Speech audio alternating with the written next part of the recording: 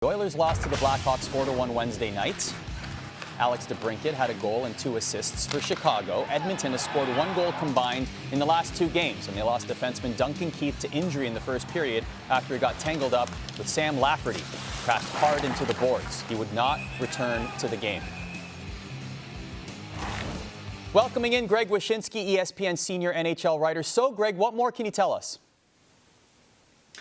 Well, there was speculation that the Oilers might bring in Mike Babcock, GM Ken Holland's former coach for the Detroit Red Wings, to fix this mess. Well, good news, Oilers fans. You didn't get Mike Babcock, but you got his former video coach to be your new interim head coach. Jay Woodcroft worked for Babcock in Detroit. He then went on to San Jose to be an assistant coach under Todd McClellan, also another coach in that Babcock coaching tree. I think he's going to work well with some of the younger players on the Edmonton roster, and we'll see what happens for the rest of the season. If they can turn it around under Woodcroft, there's a very good chance he can get this job on a permanent basis. Wish will be with us throughout the show. Turning to you, Torts, now, what do you make of this decision?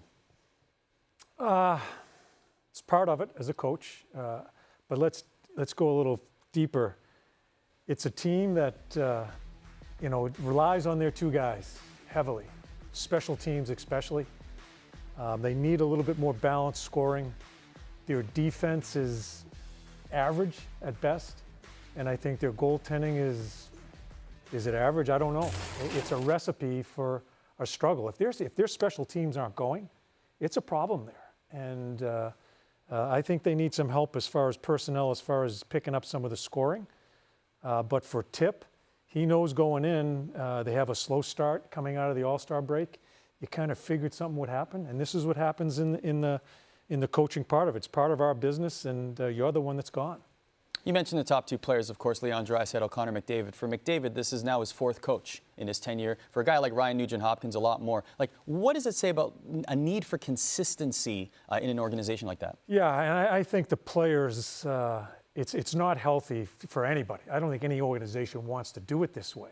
It just happened that, to go this route. I think players want some consistency. The NHL is starving for this kid to get into the playoffs, McDavid, and it'd be a crime if they don't, because he's that good, both of those guys. So I hope it works. I wish Woodcroft the very best. Tip is a really good coach.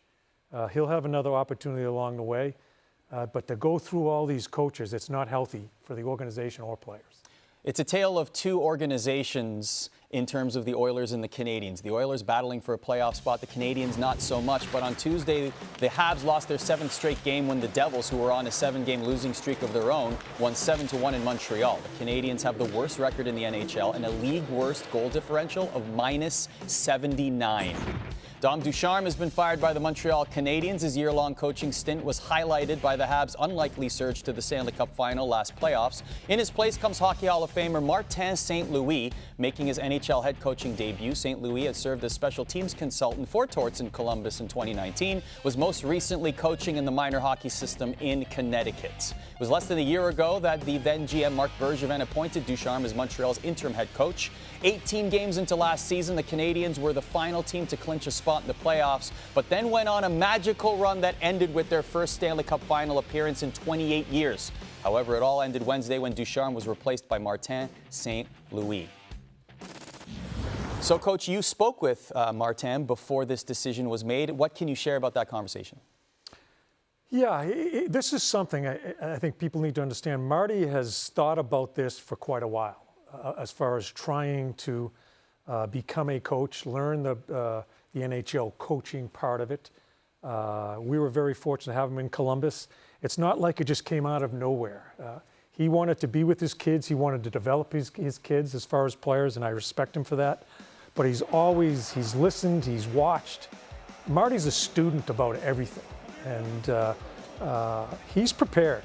He's prepared, and I'm not going to share too much of our conversation yesterday, but he is ready to go. And he's going to bring instant accountability into that locker room. He'll demand that. Mm-hmm. I'll tell you, I didn't see his press conference, but that is a guy that has more will than anybody I've ever coached. And he'll instill that into his players. What was he like as part of your coaching staff in Columbus? He was terrific. It was kind of a weird situation because he really wasn't on my staff. I tried to get him there. He didn't want to leave his kids, and So we had him kind of part-time, but he communicated. He's one of the brightest minds that I've ever met. Listen, when I coach him, and I've said this many times, he was a pain in the ass to coach because he had question after question, because that's just the way he's built. He wants to be better. He wants his team to be better. And so he's always inquisitive about this. And I think he's going to do a terrific job there. And if you second guess him, that's fuel to the fire for this guy. As I saw in a clip here, that will motivate him even more. Thanks for watching ESPN on YouTube. For live streaming sports and premium content, subscribe to ESPN+.